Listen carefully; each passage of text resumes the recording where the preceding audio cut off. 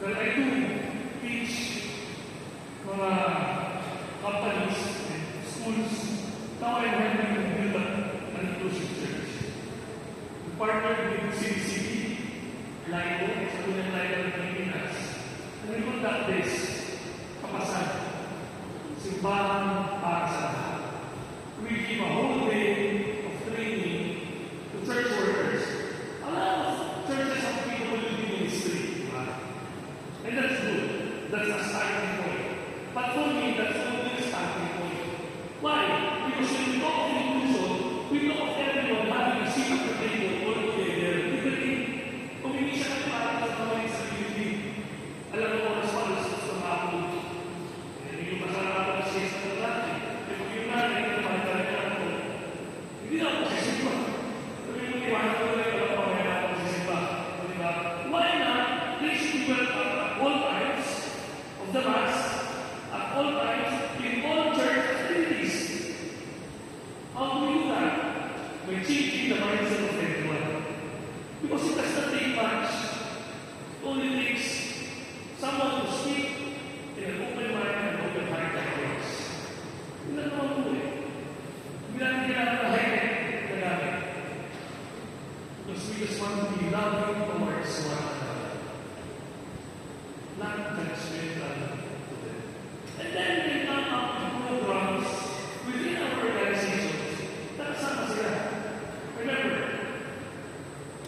there are also people who can evangelize.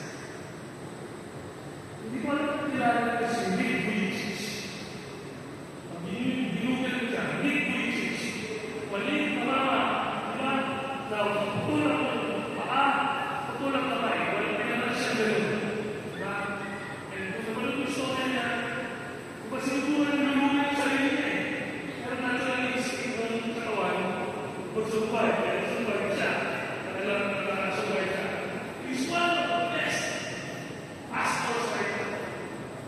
The only sad thing is hindi siya katoliko. Protestant na siya. Or naging siya. How I wish we could have more of that in the Catholic Church. Kasi kung nakita mo siya, pumasok pa lang, hindi kinalutan ka na eh. Kahit hindi siya magsalita. Tapos, he'll talk to you about God's love. And how can a person talk about God's love? Pag nakita mo siya na, ano pinagkait sa'yo lahat? Kasi isipin mo, mahal na kayo ng Diyos. Ngayon ako think, akong buo, kapal na bakit ako naglakas sa Diyos. Totoo ang pagmamahal ng Diyos.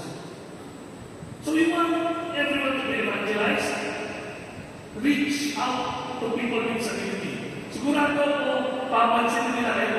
Bakit? Kasi wala akong papansin sa kanila. Pag pinansin ko sila, papansin nila kayo, mag-evangelize sila, then they can be used by God to evangelize other people. Kaya po tayo ng program namin sa whole day training, kapasan. Because people with disabilities are looked upon as burden. Sila yung pinapasan. Pasan, diba? Karga sa Tagalog, pinapasan. Sabi ni Sarah ko diba? Pasan ko ang daigdig. Diba? Ano yun? Ganun din, diba? Yung mga pinapansan ito, pinapasan. Pero they are not people to be treated as burdens. They are not people to be carried. But they are kapasan. People who carry with us, carry with kapasan ka. Kapwa, kapasan. People who carry with us the vision of the church. And my goal is to be able to reach the whole of the Philippines. Ayaw ko kung parang-parokya sa pagsasalita nito. If I could just make a small change in their minds, and you reach out to 1, 2, 3 families, it's already a great job.